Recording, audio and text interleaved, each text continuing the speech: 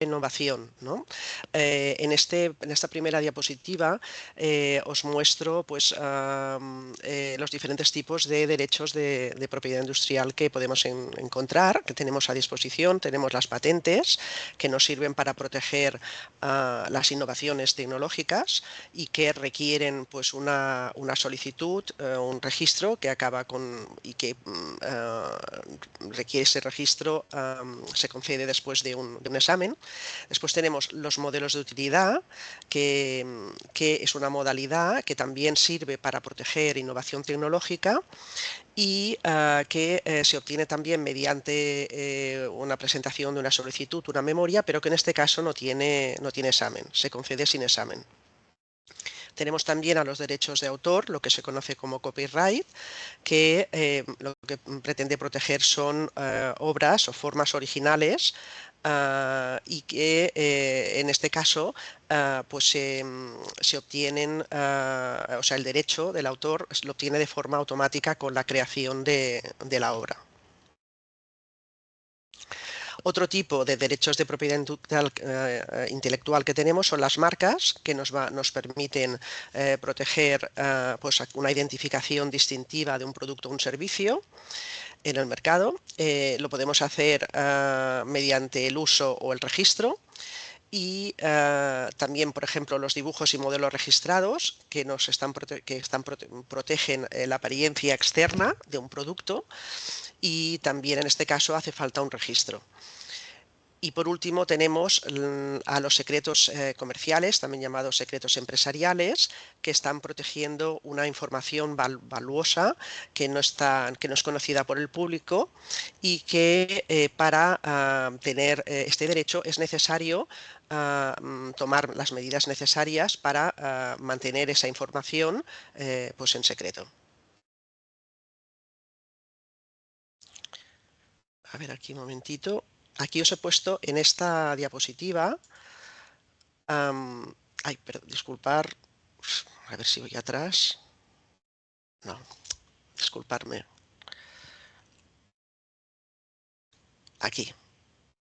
Disculpar, bueno, en esta diapositiva el objetivo es explicaros que estos diferentes tipos de derechos de propiedad intelectual que hemos visto se pueden superponer en un mismo producto para proteger estos diferentes aspectos técnicos, de innovación tecnológica, aspectos de creación estética, de marca, etcétera, ¿no? Entonces, en este ejemplo gráfico, pues podéis ver, por ejemplo, un móvil, ¿no? Pues que tiene, mediante patente se pueden proteger los algoritmos de funcionamiento del móvil, mediante marca, pues en este caso la marca Apple, que va a distinguir el producto en el mercado, la apariencia propia del producto, en este caso el móvil, pues se puede proteger mediante diseño industrial.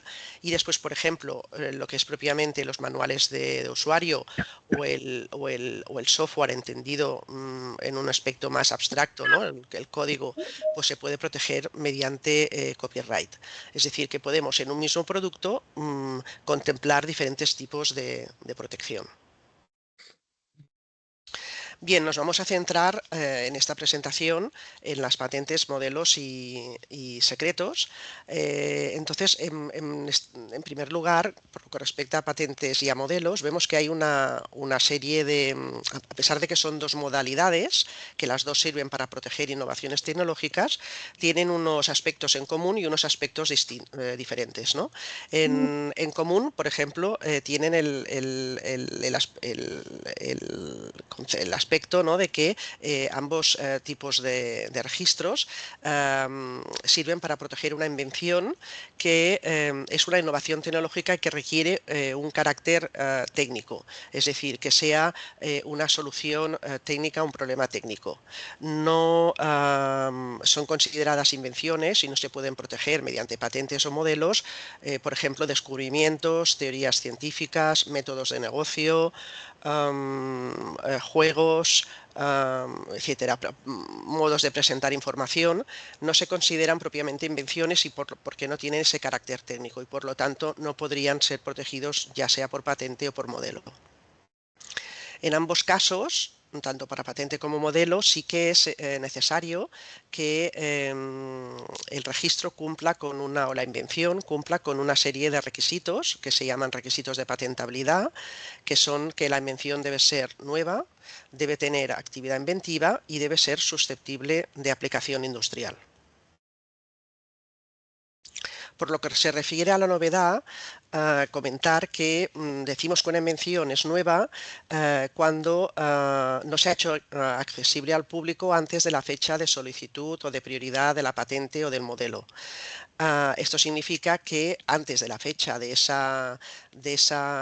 la solicitud no tenemos que haber divulgado públicamente la invención ya sea en Internet, en catálogos, mediante artículos científicos, por ejemplo. Es decir, no tiene que haber habido una divulgación pública. Incluso una divulgación realizada por el propio titular, que esto a veces causa un poco de confusión, pero es que incluso el propio titular puede perder este requisito de novedad de su invención si realiza este tipo de divulgaciones antes de la fecha de solicitud.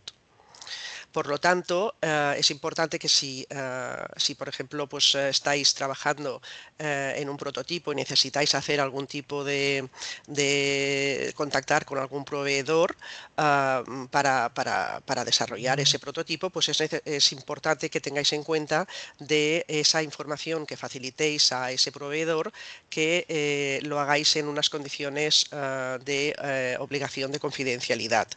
Y es recomendable que, por lo tanto, se lleven a cabo lo que se llaman acuerdos non-disclosure agreements o acuerdos de confidencialidad. Si lo hacemos de ese modo, esa información que se facilita concretamente bajo esa obligación de confidencialidad, pues no se considerará una divulgación pública como tal. Y por lo tanto conservaremos el requisito de novedad que se exige para las patentes y modelos. Otro requisito importante, necesario, es la actividad inventiva. Es decir, para poder ser protegida y obtener la patente y modelo, la invención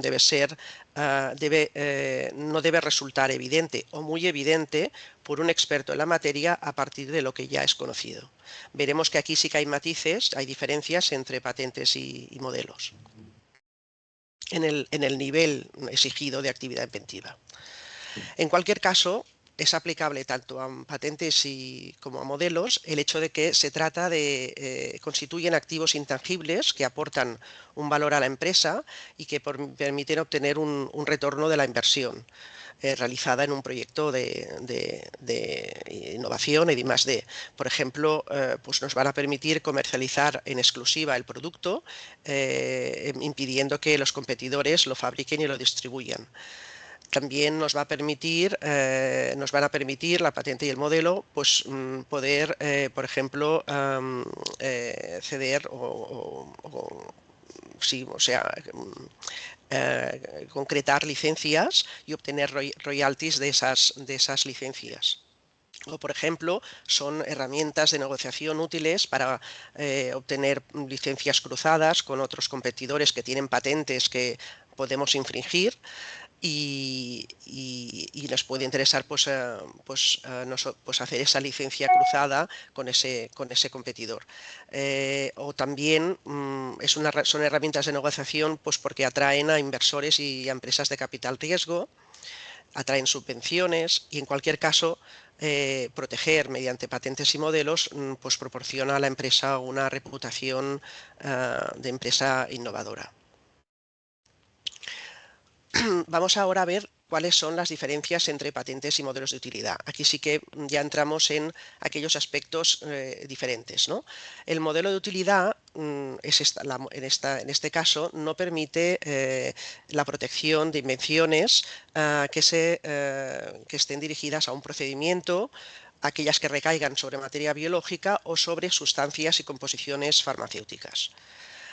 Por lo que se refiere al procedimiento,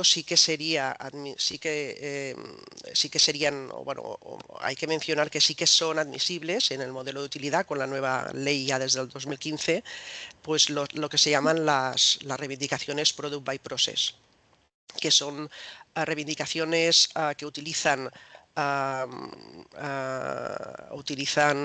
pues una redacción parecida a la del procedimiento, pero o etapas de procedimientos, pero en este caso para describir a un producto que no puede definirse de otro modo que no sea mediante esas etapas de proceso. Es un aspecto muy particular. Otro detalle importante, otra diferencia muy importante entre patente y modelo es que la patente se publica a los 18 meses desde la fecha de presentación. En cambio, el modelo se publica a los pocos meses después de presentarse y siempre antes del año de prioridad. Como veremos más adelante, este punto es importante tenerlo en cuenta porque nos puede perjudicar en algunos casos. Otro tipo, más diferencias está por ejemplo, la patente. Durante el trámite hay un informe del estado de la técnica que es obligatorio, mientras que en el modelo de utilidad este informe del estado de la técnica que realiza la oficina solo es obligatorio en caso de querer ejercer una acción judicial empleando este modelo, por ejemplo, una demanda de infracción. No obstante, también comentar que a pesar de que el modelo de utilidad no tiene examen, un tercero puede solicitar en cualquier momento también este informe del estado de la técnica para evaluar la fortaleza del modelo. Como os he comentado, la patente tiene un examen de fondo, novedad y actividad inventiva. El modelo de utilidad no tiene examen de fondo. En cuanto a la actividad inventiva, la patente tiene un rango de actividad inventiva superior que exige que la invención no se derive o no resulte de forma evidente para un experto en la materia, y en cambio el modelo de utilidad tiene un nivel de exigencia de actividad inventiva inferior, que se define como que no resulte del estado de la técnica de una manera muy evidente para un experto en la materia. En la práctica, esto significa que la forma de valorar la actividad inventiva en los modelos de utilidad es que si se puede alegar que ese objeto protegido por modelo aporta una ventaja prácticamente apreciable para su uso o fabricación, pues esta es una forma de defender con modelos la actividad inventiva. Más diferencias lo tenemos en que la patente tiene un proceso de oposición, pero que es después de concesión, mientras que en el modelo, durante el trámite, una vez publicado, tenemos 2 meses para, a los 2 meses siguientes de la publicación, un tercero puede presentar una oposición. Las patentes están disponibles en la mayoría de países, mientras que los modelos solo están disponibles en un número limitado de países. Es decir, no todos los países tienen esta modalidad de registro. Además, la patente, como por ejemplo la solicitud de patente europea, pues es posible tramitarla con procedimientos unificados de concesión, mientras que en el caso de los modelos no existen este tipo de procesos y por lo tanto hay que tramitarlos país por país. Y por último, tenemos que la patente tiene una protección que dura unos 20 años, mientras que el modelo de utilidad, la protección en España es de 10 años. Os he puesto en esta diapositiva unas recomendaciones respecto del uso del modelo de utilidad o de patente, y la primera de ellas es que, bajo mi punto de vista, el modelo de utilidad es siempre más adecuado para proteger invenciones que están a punto de salir al mercado. ¿Por qué? Pues porque es, como os he comentado, el modelo de utilidad se publica de una forma muy rápida, en unos pocos meses, y esta publicación nos puede perjudicar si estamos en un proyecto que es más a largo plazo, con un prototipo, nos puede perjudicar. Entonces, solo en los casos en los que la invención esté a punto de salir al mercado sería cuando más adecuado utilizar este tipo de modalidad. La patente pues sería obviamente, pues, como os digo, más adecuada para evitar la publicación dentro del año de prioridad y de este modo conservar la posibilidad de incluir realizaciones nuevas en una segunda solicitud que reivindique, por ejemplo, prioridad de la primera. Este aspecto es muy importante, es decir, cuando estamos trabajando en un desarrollo y tenemos un prototipo y queremos ya proteger, hacer una primera protección, pues siempre es mejor utilizar la patente, porque la publicación es esto, la tendremos posteriormente, después del año de prioridad, y al plantear la extensión, por ejemplo, internacional, podemos entonces valorar si han aparecido nuevas realizaciones que puedan reforzar la primera solicitud que se realizó. Esas realizaciones nuevas no tendrán la fecha de prioridad, pero nos pueden servir para, para reforzar la patente o podemos incluir ensayos, experimentos, etcétera. Entonces, en ese aspecto, este aspecto hay que tenerlo en cuenta. Otra recomendación es que, bueno, a veces es interesante valorar la posibilidad de combinar ambas modalidades para una misma mención. Por ejemplo, se puede comenzar con una patente para tratar de obtener una protección amplia y posteriormente se puede solicitar un modelo para tener una protección efectiva rápida, porque se concede muy rápido, de una realización concreta de la invención. Hay que valorar caso por caso, pero puede ser interesante combinar ambas modalidades.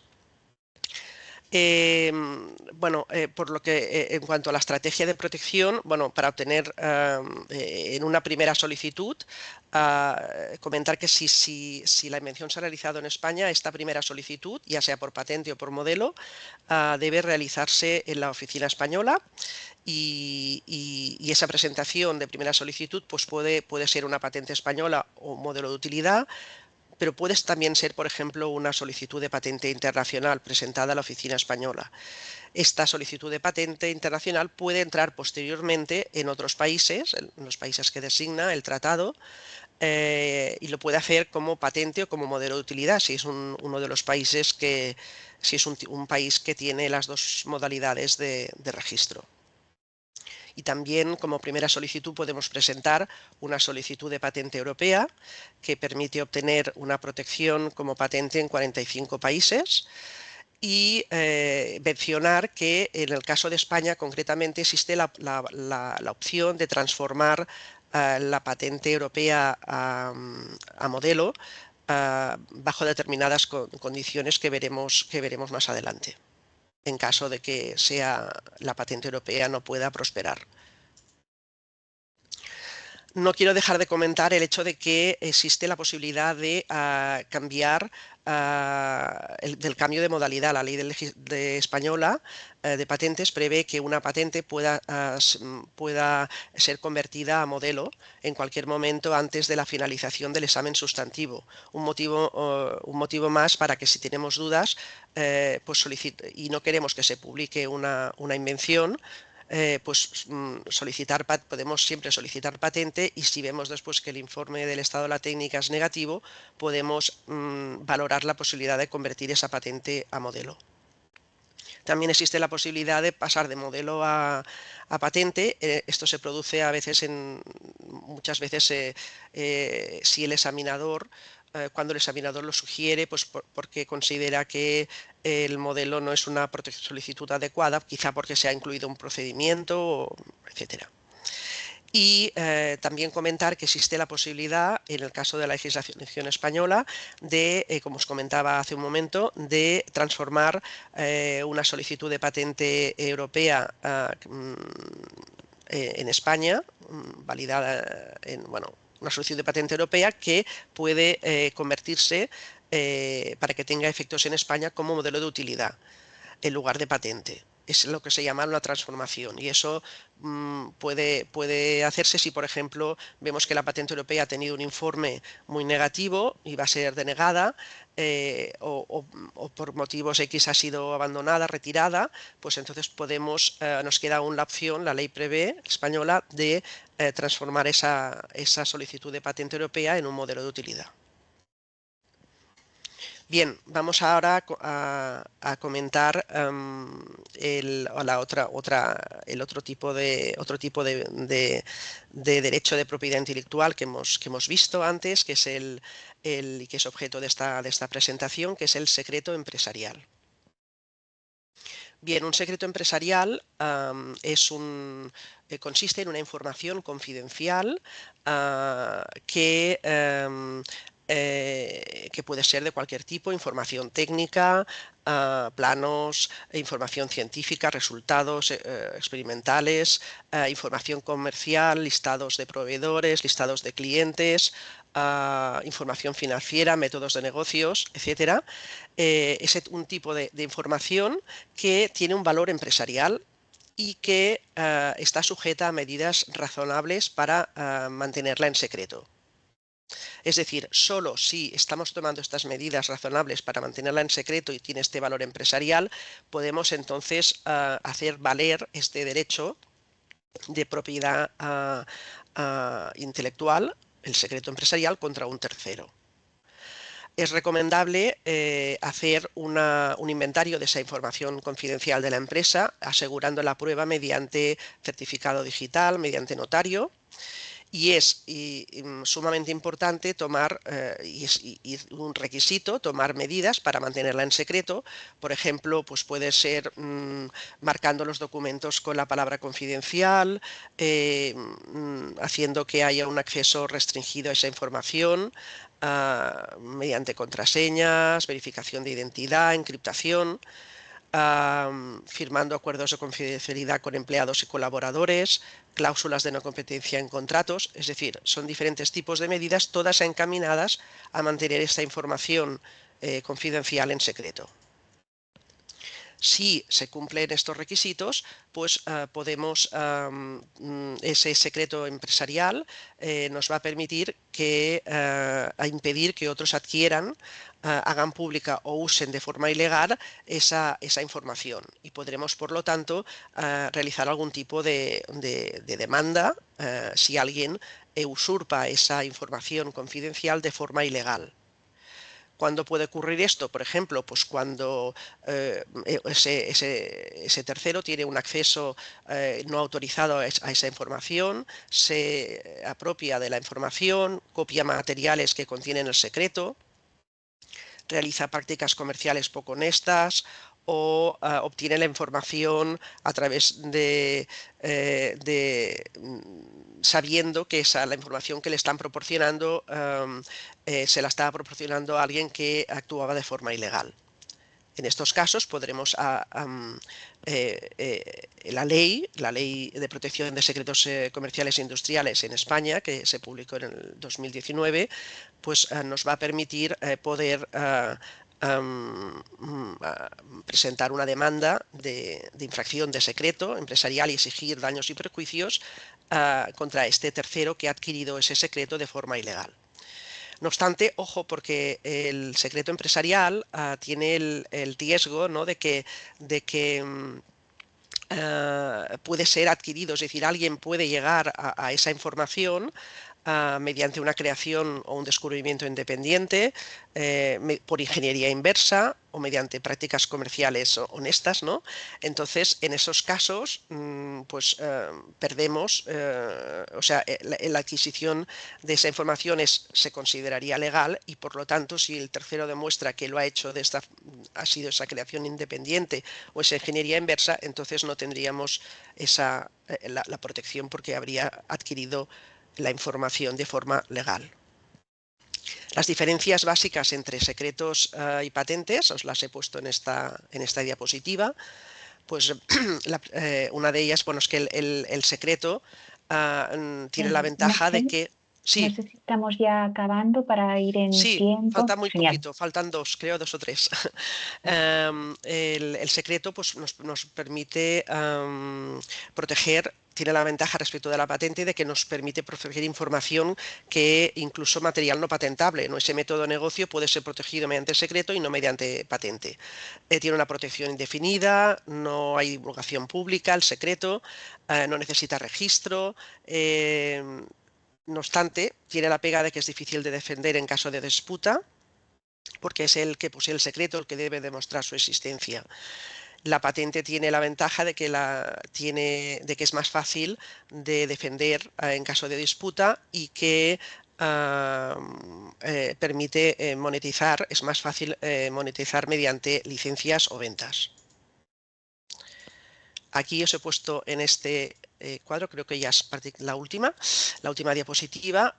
Bueno, al final nos encontramos pues, en que cuando tenemos una innovación y queremos protegerla, pues tenemos el dilema, ¿no?, de patentar o no patentar, utilizar el secreto industrial. Bien, pues nos podemos hacer dos preguntas, ¿no? Si vemos que es posible, la primera pregunta sería, ¿es posible comercializar el producto sin revelar la tecnología? Es decir, ¿podemos poner el producto en el mercado y nadie, a partir de ese producto en el mercado, por ingeniería inversa, va a llegar a la invención? La probabilidad de que alguien llegue de forma independiente y, por lo tanto, de forma lícita a la invención es baja. Si la respuesta es sí, entonces una opción más adecuada sería el secreto industrial y con todas las ventajas e inconvenientes que hemos mencionado anteriormente. Sin embargo, si la respuesta a estas preguntas es no, lo más adecuado será proteger esa invención mediante patente para poder impedir que un tercero pueda poner ese producto en el mercado, con las ventajas e inconvenientes que hemos comentado respecto de la patente.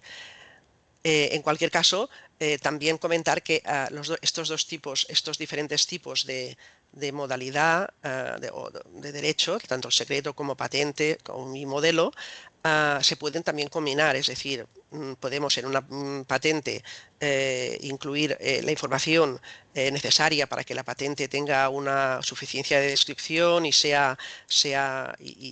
la invención esté descrita suficientemente, pero podemos conservar una información que quizá decidamos que no es necesaria ponerle en la patente, y esa información, quizá un know-how, ¿no?, concreto relacionado con la invención, podemos combinarla y decidir mantenerla en secreto. Es decir, que también podemos combinar ambos tipos de derechos.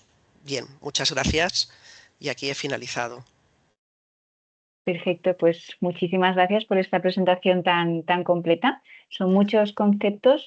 Comentaros a los asistentes que lo hemos grabado también para que luego lo puedan repasar en casa. No sé si tiene alguien alguna pregunta rápida que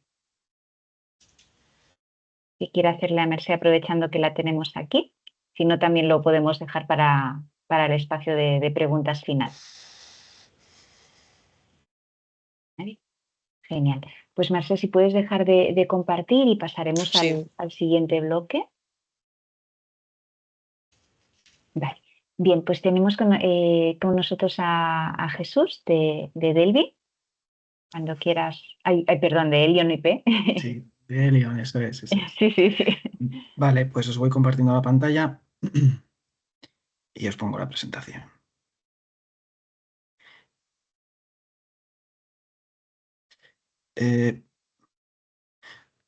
Vale, ¿veis la presentación?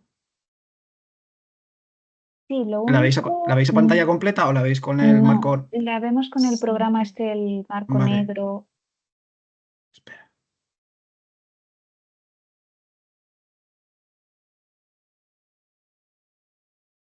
¿Y dónde hay que darle para hacer la a pantalla completa? Ahí, abajo, yo creo que es. Abajo un poquito a la derecha. No, el de al lado del menos, el siguiente. Este, ¿no? Ese, sí, a ver. Sí, pero es que este me pone el marco negro. Vale. A ver. Mira. Si le das aquí a modo de visualización, configuración, quizá ahí. Cambiar entre vista. No sé si será esto. Mira, ahí está. Sí. Sí. Eso. Gracias. Vale, pues nada, perdonad por estas pequeñas cosillas.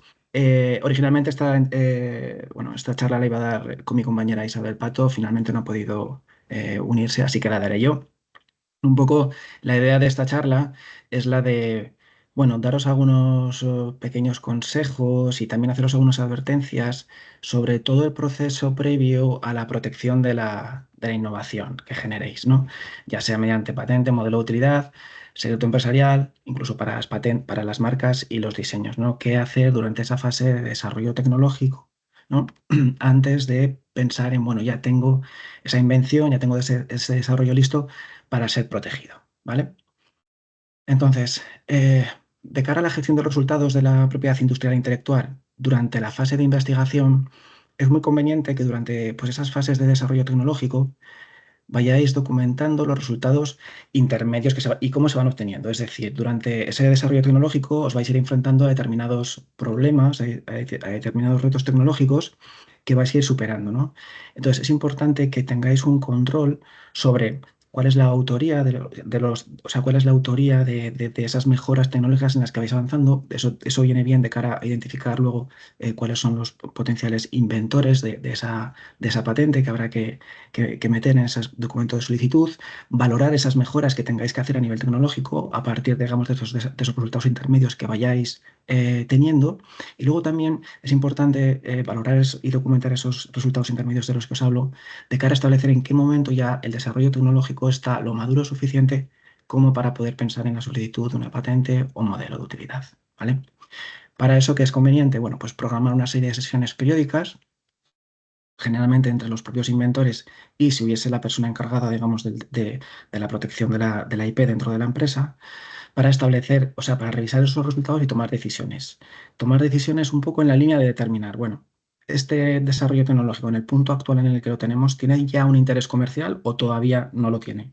Y si tiene ese interés comercial, ¿lo tiene para nuestra empresa o lo podría tener potencialmente para una empresa que no sea la nuestra, pero que sabemos que trabaja en este sector y que pudiese estar interesado en este desarrollo, ¿no?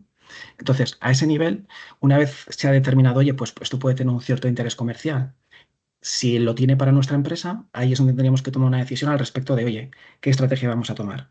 Optamos por la patente en modelo de utilidad, que supone la publicación de la tecnología, ¿vale? Y esto es importante que lo tengáis presente porque en ocasiones me encuentro con inventores, empresas, que les sorprende el hecho de que la patente se publique y hay que tener muy claro que la patente no deja de ser un acuerdo y el modelo de utilidad un acuerdo entre un Estado en concreto, ¿no? En una patente española es entre España y ese inventor o ese solicitante, por el que a ti te dan los 20 años de, digamos, de explotación en exclusiva sobre esa invención, pero a cambio de que la tecnología se publique y se publique para que un tercero a partir de tu desarrollo pueda realizar mejoras y por tanto la tecnología siga avanzando, ¿no? El secreto empresarial, como bien ha comentado antes nuestra compañera de Ponti, pues supone básicamente guardar bajo llave ese desarrollo tecnológico y que por cuestiones varias, ¿no? Una puede ser por estrategia empresarial, otra puede ser pues, porque no hay un real interés, no hay un interés comercial real en el mismo, no voy a sacar el producto al mercado y por tanto, bueno, tampoco tengo interés en divulgarlo, ¿vale? Por tanto, lo guardo bajo llave. La alternativa a la patente o el secreto empresarial es la publicación. ¿Qué se consigue con una publicación? Pues con la publicación, evidentemente, lo que hacemos es generar un antecedente de manera que yo no voy a patentar esta tecnología, ¿vale? Porque no tengo interés en tener esa exclusiva sobre este desarrollo tecnológico en particular, pero así evito que un tercero pueda llegar a este mismo desarrollo por otra vía y pueda patentarlo, ¿no? Porque en ocasiones se puede correr el riesgo de que se puedan llegar dos empresas a un mismo desarrollo tecnológico y al final la que primera patenta puede evitar que la otra pueda comercializar un producto en concreto, ¿no?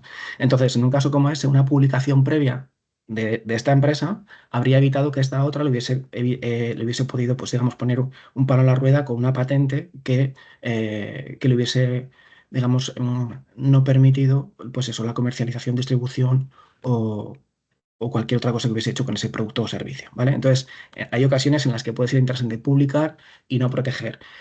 ¿Vale? Y la protección habría que evaluar hasta qué punto merece la pena la patente o bien se prefiere el secreto empresarial. También tened en cuenta que en las protecciones de patente siempre hay una parte que decir, no todo se tiene que patentar, hay una parte del desarrollo tecnológico que también se puede mantener como secreto empresarial.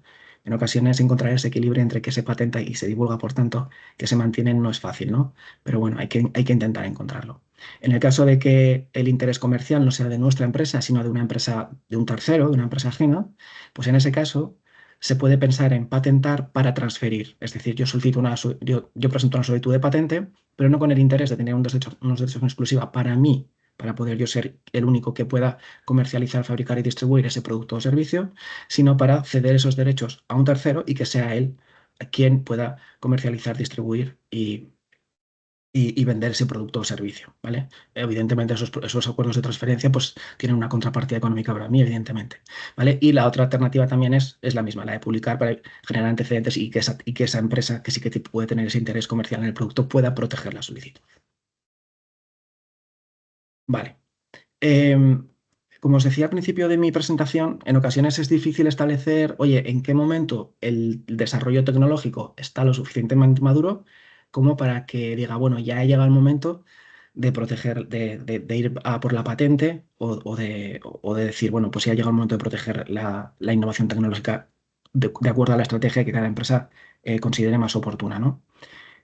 ¿Qué es conveniente para determinar si se ha llegado o no a ese punto de madurez de desarrollo tecnológico? Bueno, es conveniente tener al menos una realización funcional. Al final, se puede proteger un concepto, o sea, una idea, básicamente la ley establece, pues las ideas no son patentables, pero uno puede haber desarrollado una tecnología, no tener ni siquiera una realización funcional, no tener la seguridad de que eso funciona y por poder se puede presentar una solicitud de patente. En realidad, los examinadores de patentes no evalúan si la invención funciona o no funciona, ¿vale? Ellos solo funcionan ellos solo evalúan si es novedosa e inventiva. Pero sí que es conveniente tener al menos una realización funcional. Y si no se ha llegado a la fase de prototipado, o sea, si no se tiene un primer prototipo de la solución, porque se está en una fase igual más incipiente del desarrollo, pero sí que se ha tomado la decisión de proteger esa solución tecnológica, sí que es muy importante establecer, bueno, este es mi prototipo, estos son los elementos que tiene, estas son las funciones que desarrolla cada uno de estos elementos, pero oye, vamos a ir un poco más allá y vamos a pensar qué detalles de la implementación de este prototipo no hemos desarrollado todavía, no hemos implementado todavía, pero sí que creemos que a futuro podrían implementarse o podrían incorporarse, ¿vale? Esto es importante tenerlo en cuenta durante la posterior fase de redacción de la solicitud de patente o modelo de utilidad, para cubrir esos aspectos que potencialmente pudiese tener mi producto o mi servicio una vez saliese al mercado, ¿vale? Entonces, eso también hay que dar una vuelta durante esa fase de redacción de solicitudes de patente y modelo.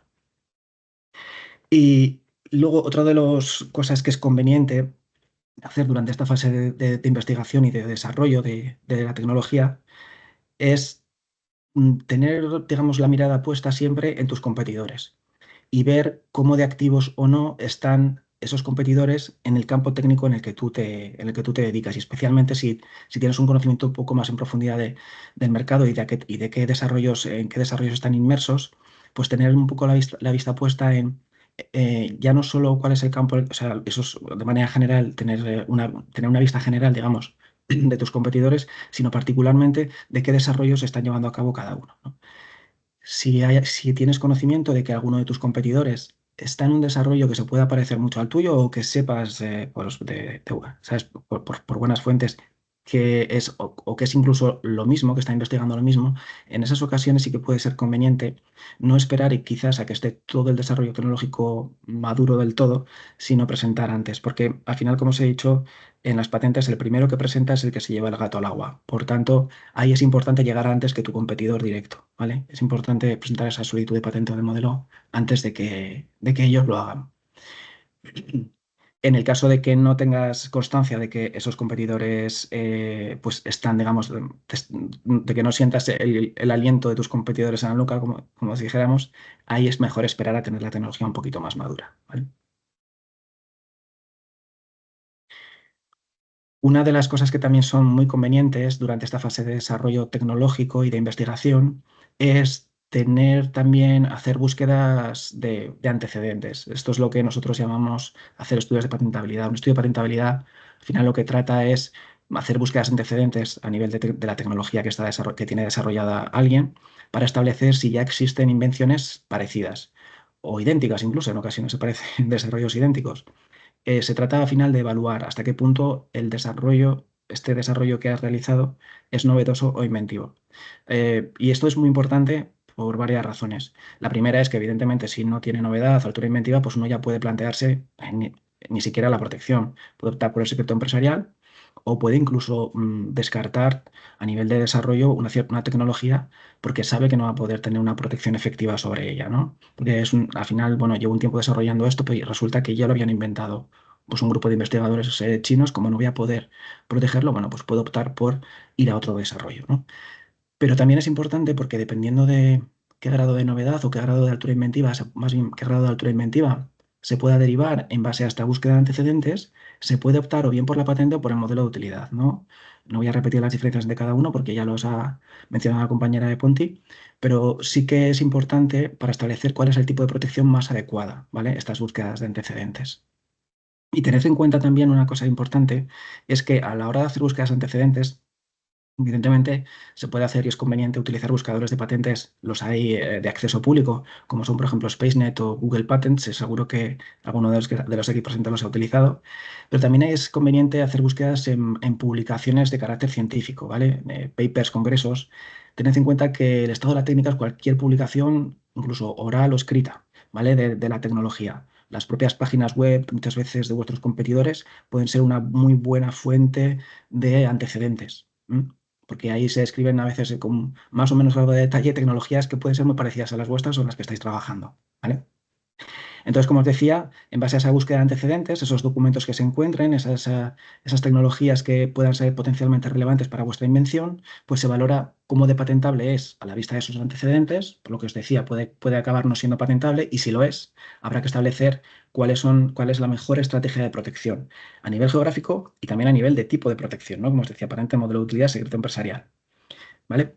Y luego también sirven en muchas ocasiones estos antecedentes para llevar a cabo mejoras de tu solución. Es decir, hay veces que puedes que estos antecedentes pueden darte la pista a nivel de desarrollo tecnológico sobre mejoras que puedes llevar a cabo en tu invención o incluso si te ves en la situación de que dices, jolín, pues tengo casi todo esto, está anticipado, pues quizás si lo hacemos en una fase más o menos temprana o mediana del desarrollo tecnológico, pues puedes pensar en modificar tus líneas de investigación, ¿vale? Para poder saltar estas patentes o estos documentos del estado de la técnica, ¿vale? Y luego también sirven para hacer, pues, para pensar en posibles aplicaciones adicionales de la invención, ¿no? Y dentro de las aplicaciones adicionales puede estar también decir, oye, bueno, pues igual a mí este desarrollo que potencialmente me iba a servir a mí para proteger mi producto y que yo quería mantener, digamos, para mí, pues quizás durante esta fase de modificación de la línea de investigación y de desarrollo de la tecnología, pues acabe siendo un desarrollo que ya no sea tan interesante para mí, sino para un tercero, ¿no? Y eso también hay que considerarlo. Una cosa que también, y aquí voy a hacer un muy breve inciso, ¿vale? Es sobre marcas y diseños que considerar también durante la fase, digamos, de investigación y desarrollo. Em, las marcas no solo sirven para proteger los nombres de las empresas, sino también de los productos y servicios que se van a sacar al mercado, ¿no?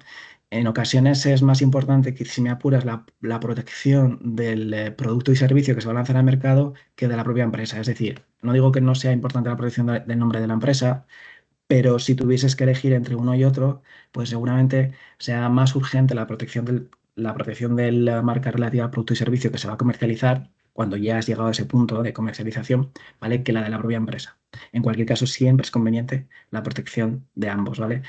Y es importante porque pasa, y es bastante habitual, más de lo que alguien se puede imaginar, que cuando ya se ha desarrollado un producto, un servicio, se lanza comercialmente, te encuentras con que esa marca potencialmente puede ser confundida con otra marca y ese tercero, que tiene los derechos sobre la marca con la que se confundiría la tuya, pues pueda presentar oposiciones a la concesión de tu marca. Es decir, que te obliga incluso en ocasiones a tener que renombrar ese producto o servicio, o incluso la propia empresa, porque entra en conflicto tu marca con la de un tercero.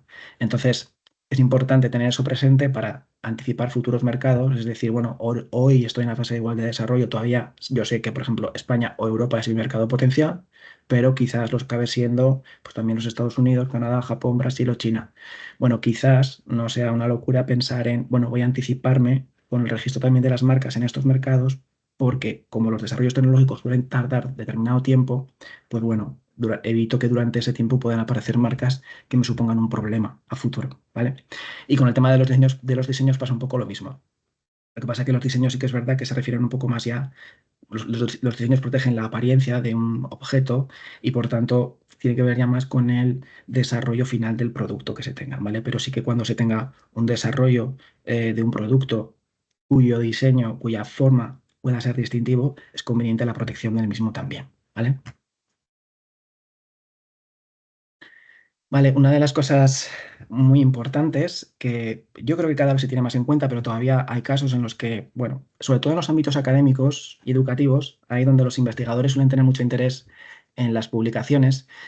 Quizás no pasa tanto en el ámbito de la empresa, aunque también pasa de vez en cuando, pero sí que puede pasar en la empresa cuando se crean acuerdos de desarrollos tecnológicos entre centros de investigación y empresas o entre universidades y empresas. Los investigadores de las universidades bueno, en menor medida los centros tecnológicos suelen tener mucho interés en las publicaciones científicas, ¿no? Y hay que tener muy presente, y vamos, esto es una máxima que no se puede olvidar, que hay que patentar antes de publicar, ¿vale? Una publicación, como os he dicho, el estado de la técnica es cualquier publicación oral o escrita previa a la fecha de presentación de una patente. Por tanto, si hay una publicación previa de esa misma tecnología, pues entonces nos privaría de novedad y por tanto ya no se podría patentar.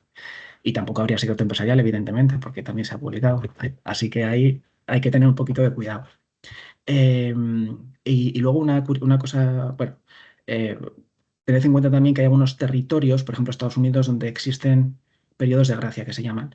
Periodo de gracia es, digamos, legalmente, la ley de patentes local te da un periodo que puede ser de 6 meses o incluso de un año entre una publicación y la fecha en la que podrías presentar. Es decir, así como por ejemplo en Europa o en España, donde no existe ese periodo de gracia, si tú haces una publicación hoy, ya no vas a poder presentar la patente mañana. En Estados Unidos, por ejemplo, tienes 12 meses o 6 meses, ahora no recuerdo si son 6 o 12 en Estados Unidos, pero bueno, desde la fecha de que haces una publicación, ¿vale? Y puede ser en un congreso, puede ser una publicación por escrito, pueden ser distintos tipos de publicaciones.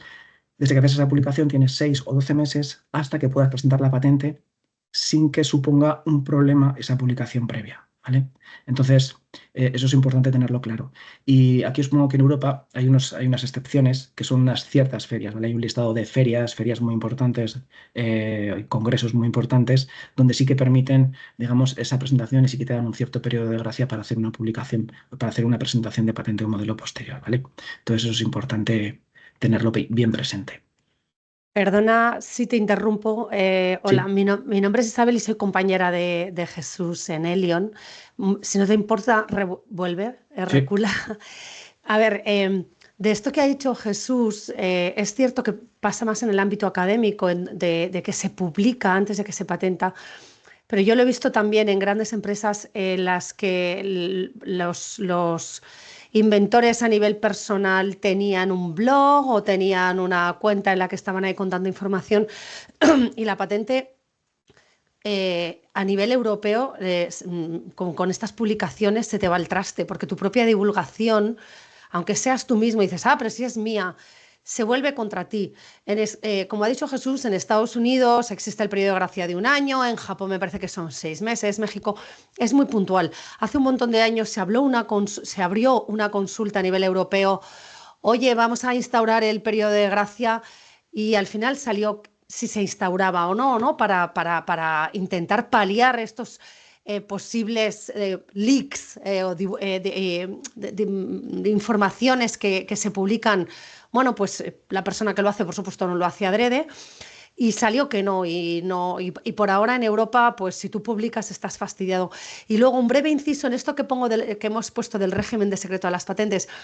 De acuerdo con la legislación española, las invenciones desarrolladas en el territorio español, que en general se considera en cuanto el solicitante o uno de los inventores tiene residencia o nacionalidad española, es necesario hacer la primera presentación de una solicitud de patente en España y por aquello de que la oficina de patentes va a evaluar si la invención es de interés de defensa nacional. Por esto el régimen de secreto. Cuando tú presentas la solicitud, hasta que que hay que hacerlo a través de la oficina española, la primera presentación, la oficina española al cabo de unos días te dice, tienes ok, esto ya se da a trámite, no está sometida al régimen de secreto. Pero nosotros, sorprendentemente, por ejemplo, el otro día, esta semana pasada, hemos recibido de unas solicitudes de patente que de verdad que no tienen nada que ver con defensa, 2 solicitudes que hemos presentado el mismo día, unas europeas a través de la oficina española, hemos recibido una carta de la OEPM en la que nos dicen que el régimen de secreto se prorroga hasta 4 meses, que es el máximo que te dice la ley. A los 4 meses ya te dan el sí o no.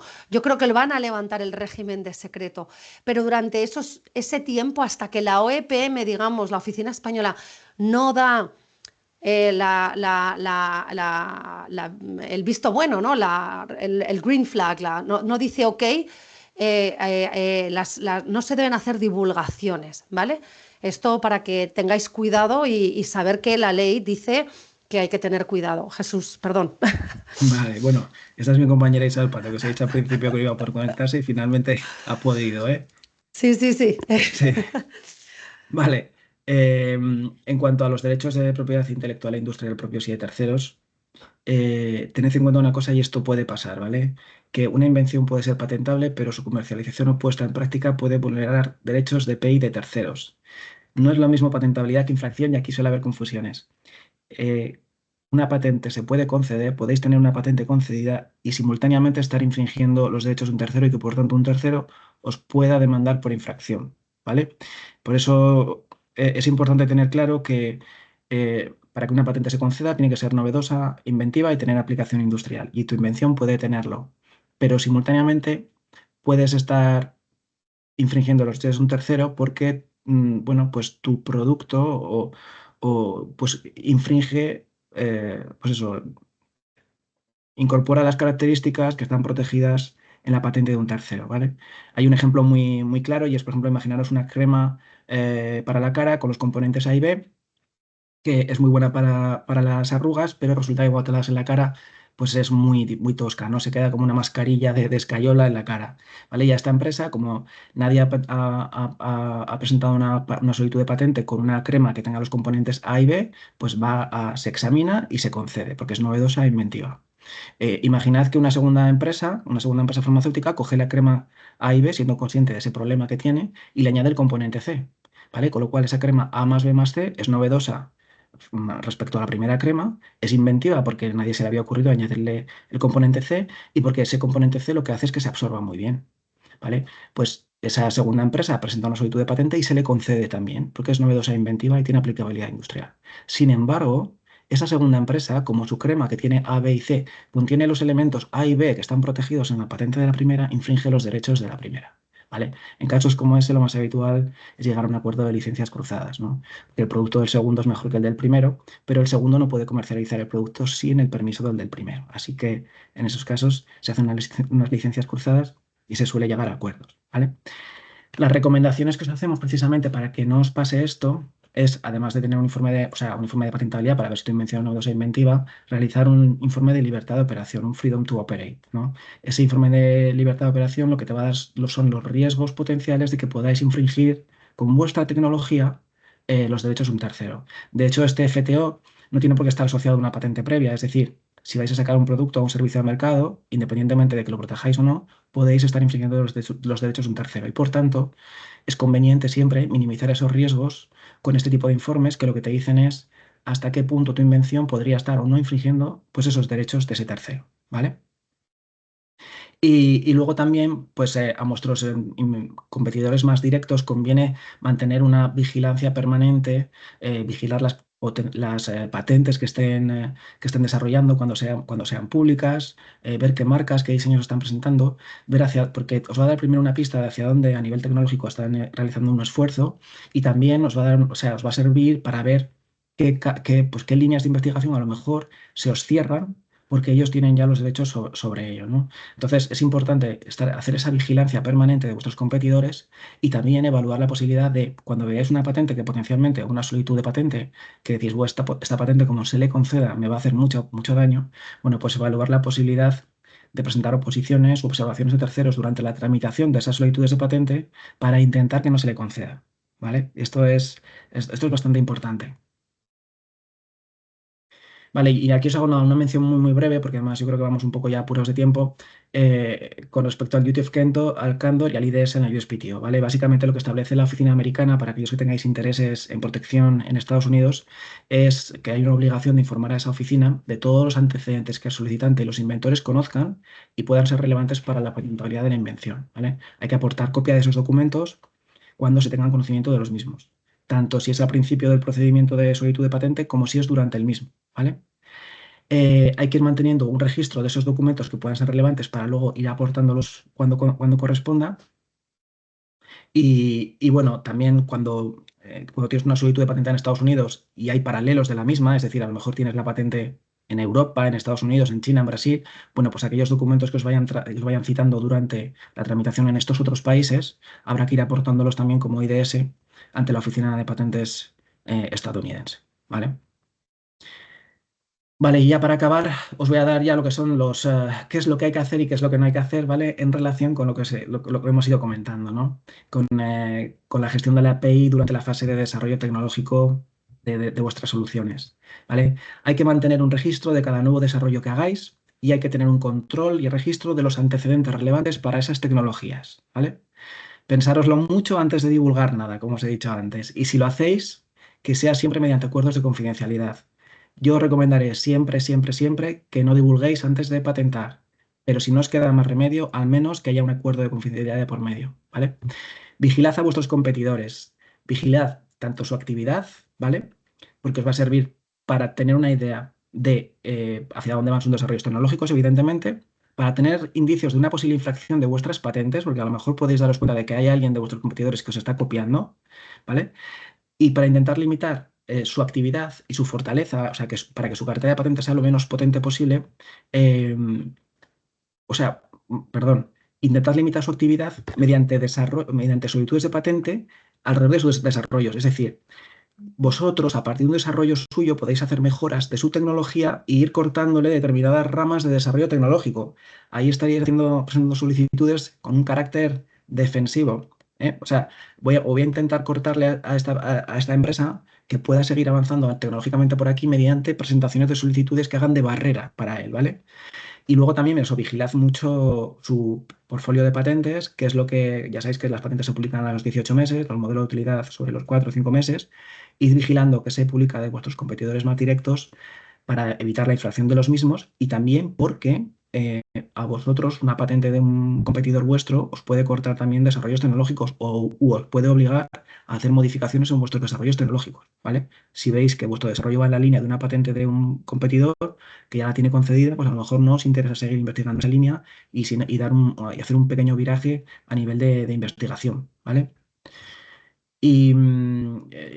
Y bueno, y básicamente esperad para las futuras extensiones de las patentes, esperad a que finalice el año de prioridad de la solicitud original que presentéis, la primera, ¿vale? No subestiméis, esto pasa muchísimo de verdad, el potencial de patentabilidad de vuestros resultados de investigación. Infinidad de veces hablo con investigadores y, pero si es que esto no será patentable, si es que esto no es, bueno, se pueden patentar muchísimas cosas y no subestiméis de verdad el esfuerzo que hacéis a nivel de investigación. Concretamente en España se investiga muchísimo, seguro que se investiga menos de lo que se debería, pero se investiga mucho más de lo que se protege. Hay muchísimo margen para proteger muchas de las cosas que no se están protegiendo, ¿vale? No subestiméis ni las patentes ni las solicitudes de patentes de terceros que puedan representar una amenaza como estado técnica para vuestros desarrollos o como infracción, es decir, que podáis estar infringiendo o vayáis a infringir, ¿vale? Y luego, esto es importante también, no dejéis por escrito comentarios o opiniones negativas sobre vuestras propias patentes y solicitudes de patentes, ni sobre infracción de derechos de terceros, es decir, incluso en correos internos entre vosotros, si sois conscientes de que estáis infringiendo la patente de un tercero, si sois conscientes de que la solicitud de patente que tenéis presentada no es novedosa por un tercer documento que a lo mejor el examinador no conoce, no lo dejéis por escrito, ¿vale? Hay procedimientos judiciales en determinados países donde en los procedimientos de discovery, creo que llaman, te pueden pedir copia de todos estos correos intercambiados entre los propios trabajadores de la empresa. Y si ahí se admite por escrito, oye, estoy infringiendo o esta solicitud es que no va a ningún lado porque no es novedosa, bueno, puede acabar tirándoos la patente o condenándoos por infracción, ¿vale? Es conveniente no dejar por escrito ese tipo de cosas. Por teléfono lo que queráis, pero por escrito, nada. Sí, en Y Estados yo creo Unidos, esto es especialmente aplicable a Estados Unidos, eso es. eso Los es. procedimientos de discovery y bueno, pues hay inventores que lo han sufrido sus propias carnes y también por temas de infracción. Oye, pues nada, muchísimas gracias. Espero que no haya sido muy tediosa la charla y ya os dejo que me hagáis las preguntas si es que alguien tiene alguna. Exacto, no, gracias Jesús. Si tienes, Jesús, yo me quedo. Perfecto. No, la verdad que ha sido súper interesante. Yo por mi parte desconocía pues todo el tema de este carácter estratega, ¿no? En lo de hacer como una patente para bloquear la patente de otro, me ha sorprendido bastante. Está siendo... Creo que tenemos una pregunta de Miguel Ángel. Hola, buenas, sí. Tenía una pregunta respecto a lo que ha estado comentando Isabel del régimen de secreto. Yo que estoy en un centro de investigación y que muchas veces hacemos patentes con colaboradores de otros países, claro, cuando nosotros somos los que estamos liderando esa patente, sí que presentamos por la OEPM y entonces, pues, digamos que cumplimos esta parte de la ley que tú estabas comentando. Pero cuando la patente está liderada por por ejemplo, un solicitante italiano y a lo mejor tienen también la obligación esta de presentarla primero en esos países, ¿qué procedimientos hay dentro de la OEPM para no Imaginaba que influenciar? imaginaba que ibas por ahí. A nosotros también nos pasa porque, por ejemplo, en algunas veces hay menciones desarrolladas que se han desarrollado aquí en un grupo de investigación en colaboración con Estados Unidos, en donde pasa lo mismo. Entonces, en uno de los dos países, bueno, hay que ver la legislación nacional, no todos los países son igual de tiquismiquis en este sentido. Por ejemplo, creo que en Gran Bretaña no tienen este problema y entonces no tienen esta obligación de primera presentación en Reino Unido.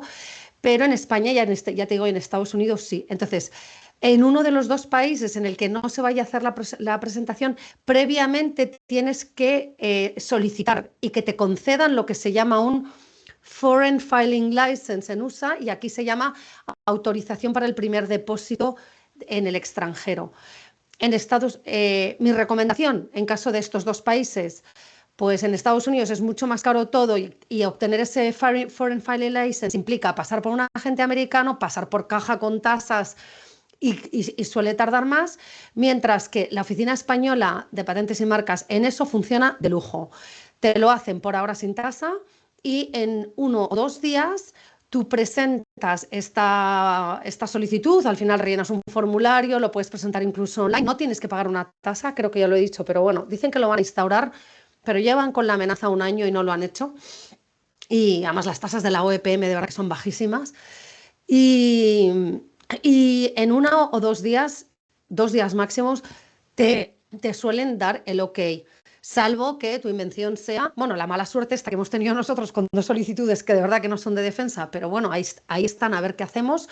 Salvo que tu invención sea, pues nosotros tenemos un cliente que hace temas de armas de fuego, pues ahí si es un tema de una pistola o tal, pues te puedes encontrar el problema de que te digan, oye, pues es que no te damos esa autorización para el depósito en el extranjero. Entonces ahí pues estás un poco fastidiado porque si te lo saltas, la consecuencia legal en España es que si tú esa patente que primero presentan tus colegas americanos o los italianos como una europea o como una estadounidense, luego te la traes a España, esa solicitud de patente no va a tener efectos en España, lo dice la ley. Artículo, no sé si es 115 o 117, te dice, como tú te saltes esto, no vas a tener problemas, o sea, vas a tener problemas en España, o sea, vas a tener problemas en cuanto que no va a tener protección la patente en España. Dicho esto, si no te conceden una autorización de extender en el extranjero y tú lo haces, yo creo que eso incluso puede tener consecuencias penales más allá. ¿Vale? Pero vamos, que no sé si he respondido a tu pregunta. Al final Sí, existen estos mecanismos del presentar una solicitud. Me imagino que en Italia tendrán 3/4 de lo mismo. A veces cuando hay inventores de diferentes nacionalidades hay que solicitar esto. Y en España de verdad que la OEPM funcionan bastante bien con esto. Genial, pues muchas gracias, Isabel. Genial, pues nada, muchas gracias. Hasta ahora pues llevamos una sesión muy completa. Con Ponti pues hemos tratado pues todos los conceptos de propiedad industrial, las diferencias entre patentes y modelos de utilidad. Con Jesús de Erión pues hemos visto más el momento en cuándo patentar y estos consejos tan interesantes del cómo llevar esta vigilancia. Y vamos a pasar ahora al tercer bloque, que ya entramos en algo distinto, saliéndonos del tema de las patentes. Que es con Delvis sobre cómo atraer inversión en fases iniciales, que también es algo muy importante para las pymes y las startups. Así que cuando quieras, Arnau. Perfecto, genial. Muchas gracias. Nada, estoy tratando de compartir. A ver si lo vemos. ¿Lo veis bien? Sí, genial. Perfecto. Pues sí, nada, muchas gracias por la introducción y a todos por asistir. Y cambiamos un poquito de regulación, ya no tanto a IP. Ahora trataremos cuestiones, bueno, un poquito más comerciales o corporativas, societarias, bueno, de dentro de la propia sociedad. Así que nada, trataremos de forma como muy rápida herramientas para captar inversión o herramientas, documentos para captar inversión y claves del pacto de socio también, de forma como muy rápida, que el pacto de socios es un poquito documento algo más laborioso, pero lo pasaremos de forma rápida. Así que nada, en primer lugar, las herramientas o documentos, herramientas legales, contractuales, contratos para poder captar inversión. Para negociar con los inversores tanto condiciones de la inversión como la propia capitalización o conversión de la inversión en participaciones sociales. Hemos indicado aquí los cuatro que más se usan en España o que se usan de más habitualmente. Hay otros que quizá algún inversor, tanto nacional o extranjero, quizá nos puede decir que no vemos en esta slide, pero estos son los más utilizados, ¿vale? Tenemos el acuerdo de inversión, los préstamos convertibles, nota convertible, que es como muy parecida al préstamo convertible, y el term sheet, ¿vale? No hemos incluido aquí pues, cuestiones como, no sé, quizá habéis oído el SAFE, pero no se utiliza mucho en España, sería algo parecido a un préstamo participativo, pero no tiene como mucha cabida en la legislación española, así que directamente no lo incluimos aquí. Si algún inversor alguna vez os comenta el tema del SAFE, podéis decirle que preferimos hacer un contrato de préstamo convertible, una nota, antes que el SAFE o un acuerdo de inversión. Un term sheet al final tiene la misma finalidad, un poco mismas condiciones, cláusulas que el SAFE, ¿vale? El acuerdo de inversión, en primer lugar, es uno de los más sencillos, quizás de los cuatro que veremos aquí, en función también de la etapa de la sociedad. Conforme vamos a etapas más avanzadas de la sociedad, todo se va haciendo un poco más complejo, pero el acuerdo de inversión es simplemente un acuerdo, un pacto, un contrato, ¿no?, entre la sociedad y el inversor, en el que establecemos el importe de la inversión que vamos a recibir, la fecha de pago de desembolso de la inversión también, cuánto plazo tiene el inversor para hacer el desembolso, y los términos en los que vamos a convertir esta inversión en capital social, en participaciones o en acciones. ¿Vale? Así que a nivel de como condiciones o cuestiones que hay que regular en el acuerdo de inversión son muy poquitas. Simplemente es esto, prácticamente, conforme vamos avanzando en la etapa en las etapas de la sociedad, pues nos lo pueden complicar los inversores, pero en principio uno de los iniciales únicamente incluiría estas cuestiones. Luego tenemos el préstamo convertible, el acuerdo de inversión. Muchas veces la diferencia con el préstamo convertible, aparte de que tienen un tratamiento diferente, unos préstamos y otros realmente no es un préstamo, muchas veces es por el periodo que pasa desde que hacemos el desembolso, firmamos el préstamo o el acuerdo de inversión, hasta que vamos a capitalizar, ¿vale? Si hay un plazo relativamente corto, utilizaremos un acuerdo de inversión, pero si el plazo es un poquito más largo, ya no sé, no es algo tampoco 100% súper limitado o establecido, súper cerrado. Pero si pasamos ya de 4, 5 o 6 meses, es mejor firmar un préstamo convertible, y si vamos a capitalizar en esto unos 3, 4, 5 meses, podemos tratar de hacer un acuerdo de inversión. ¿Vale? Pero el préstamo convertible al final es prácticamente lo mismo que el acuerdo de inversión. Se regula, el importe que vamos a hacer o desembolsar como inversión en la sociedad, la fecha máxima como de capitalización, pero se establecen, al ser préstamos, pues incluimos intereses anuales por el importe de la inversión, que luego se pueden pagar en cash, en dinero, o se pueden pagar también de forma capitalizada, mediante su capitalización, capitalizándolo en participaciones sociales.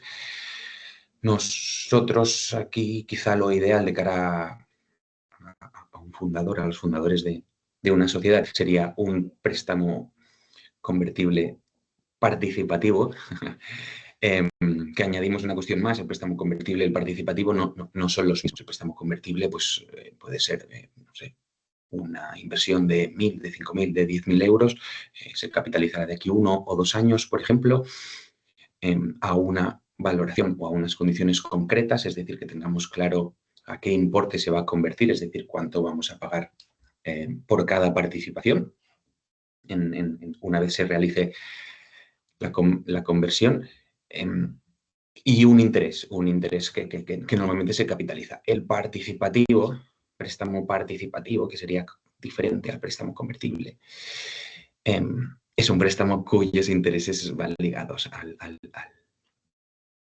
rendimiento, a los resultados, a los beneficios de la sociedad, a la facturación. Va ligado a algún marcador de la cuenta de pérdidas y ganancias, normalmente al beneficio, facturación, pero facturación que esté en positivo, o sea, o que haya EBITDA positivo, y suele ser el que quizá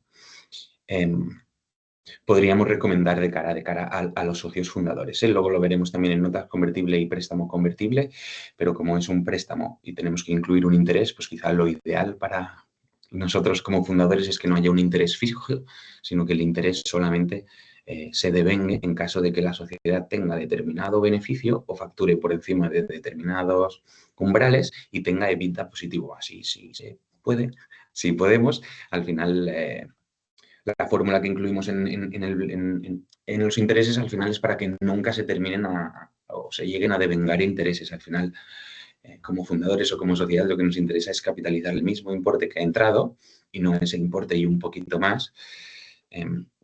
Así que con un interés variable que nunca se llegue a devengar, al final lo terminamos un poco resolviendo de esta manera.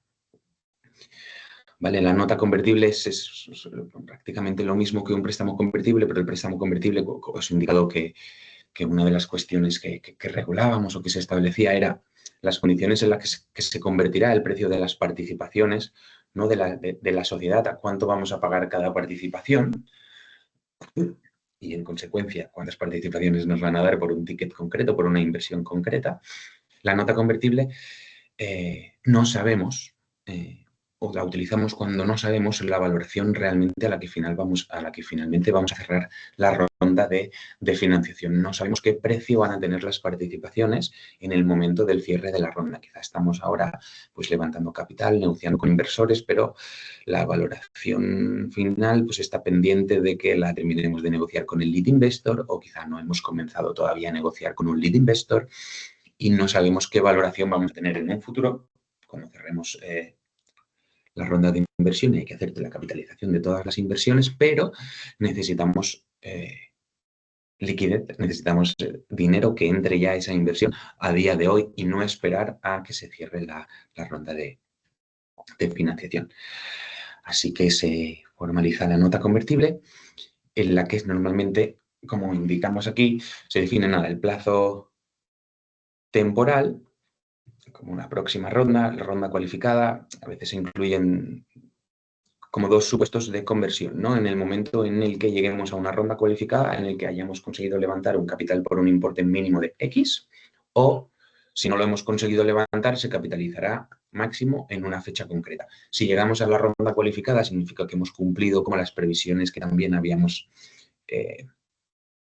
comentado, les habíamos dicho a los inversores, ¿no? De cara a nivel de runway de la compañía, de proyectos que tenemos previstos, de cómo se va a desarrollar la actividad de la compañía. Si hemos llegado a la ronda cualificada, normalmente se establece un descuento sobre quizá la valoración futura. Tú ahora, inversor que apuestas en el proyecto en un momento anterior a que tengamos un lead investor, ¿no? Interesado por invertir en la compañía, que tengamos también la valoración cerrada. Tú que ahora inviertes, pones o haces la transferencia, haces el desembolso de la inversión ahora mismo, te beneficiarás y en el futuro, de esa futura valoración o de esa futura ronda, tú obtendrás un descuento, es decir, las participaciones de la sociedad las vas a pagar a un precio más barato que los inversores que entren directamente al final de la ronda, que no firmen la nota convertible. Aquí, como una de las cuestiones que nos puede decir el inversor es que muy bien, que muchas gracias por el descuento que le hemos otorgado, pero que como no sabemos la valoración futura de la sociedad, para que ellos no se lleven un susto y esta valoración pueda ser desorbitada, se suele establecer o nos suelen pedir un cap, un techo de valoración, es decir, la valoración de la ronda menos el descuento. Y si esta fórmula supera un límite máximo que hemos indicado, tu inversor convertirás al cap, a este límite máximo. Si la valoración de la ronda más el descuento está por debajo del cap, tú convertirás a este descuento más bajo, pero siempre convertirás al más bajo, al cap o a la valoración con el descuento. Y en otros casos hay el otro supuesto, cuando no hacemos la ronda cualificada, no tenemos el dinero que habíamos previsto para desarrollar nuestro business plan, etcétera. Se suele incluir en muchas ocasiones un floor, ¿no? Al final es un cierre de una ronda de financiación que no reúne como las condiciones a nivel comercial, a nivel de posibilidad de desarrollar la actividad de la sociedad, no se han realizado las condiciones como ideales que habíamos previsto y por eso yo, inversor, si tú no vas a poder y vas a necesitar levantar otra ronda o algunas otras cuestiones para poder desarrollar el business plan, como a mí me lo habías explicado en un inicio, quiero que convertir a un precio más barato. Así que en la nota convertible tenemos el descuento, tenemos el cap y tenemos también un floor, una valoración mínima a la que se convertirá en caso de que no haya ronda cualificada. Y el term sheet, quizá hemos puesto los dos documentos que son más parecidos, el acuerdo de inversión y el term sheet son los de las punta y luego los préstamos y notas convertibles están en el medio y son también como los más parecidos entre sí. Pero el term sheet sería parecido a un acuerdo de inversión. El acuerdo de inversión normalmente lo que se establece es una fecha de desembolso, 5 días desde que se firma, 10 días desde que se firma, 15 o hay algunos condicionantes, etcétera. El term sheet es únicamente, como si pudiéramos decir, es un acuerdo de inversión, pero más en el sentido de que no es vinculante, que sería una especie de acuerdo de intenciones, carta de intenciones, no carta porque lo firman las dos partes, pero es un poquito como un acuerdo de inversión, importe de la inversión, cuándo se capitalizará, pero no se desembolsa. Normalmente cuando se firma el term sheet no se desembolsa. El term sheet se suele firmar con inversores que en etapas quizá más iniciales suelen ser los inversores líderes, el lead investor de la ronda, y entonces en el term sheet lo único que se establece o lo que se establece principalmente son como condicionantes para la conversión de la inversión, evidentemente, valoración pre-money o descuento o ronda cualificada o ronda no cualificada, y derechos o cuestiones que van a tenerse luego en cuenta tras la capitalización, ¿no? Derechos que nos pide el socio como inversor, o cuestiones que tenemos que regular directamente en el pacto de socios, ¿vale? Pero el term sheet, esto suele firmarse con inversores que ya directamente nos solicitan firmar el term sheet, que quieren o revisar el estado de la sociedad y firmar el term sheet y comenzar a hacer una due diligence, y en caso de que la due diligence, el estado de la sociedad, que ellos continúen con su interés en invertir, que ese term sheet se materialice o no, se formalice finalmente como un acuerdo de inversión o un préstamo convertible o directamente acuerdo de inversión y el pacto de socios, como que entran directamente en la ronda. Pero no es vinculante y no es como el acuerdo de inversión. El acuerdo de inversión es con desembolso y el term sheet no es nunca con desembolso. Son 4 documentos que se utilizan como muy a menudo, 4 documentos que podemos tener los 4 en una misma ronda de financiación en función quizá del tipo de inversor con el que estemos tratando. Los 4 muchas veces no, porque el préstamo notas normalmente usamos uno u otro. Si ya sabemos la valoración, todos hacemos con la misma valoración, y si no sabemos la valoración, pues todos los que firmemos van a ser sin saber la valoración, así que solo firmaremos préstamo o nota, pero podemos haber firmado acuerdos de inversión, convertibles y el term sheet. ¿Vale? Os he indicado que en el term sheet es en el único en el que incluimos cuestiones sobre el pacto de socios, pero en todos ellos es muy, muy, muy esencial indicar una obligación de cara al inversor para, en el futuro, en el momento en el que se haga la capitalización o la conversión en capital social, que esté obligado, que se comprometa desde que se firma el préstamo convertible, el acuerdo de inversión, el term sheet, a firmar el pacto de socios o adherirse al pacto de socios que se encuentre vigente en ese momento o que se esté negociando en la ronda, pero que no haya posibilidad de hacer la capitalización sin la obligación de suscribir al mismo tiempo el pacto de socios. No podemos darle a nadie entrada en el capital social, al menos inversor, sin firmar un pacto de socios de forma conjunta.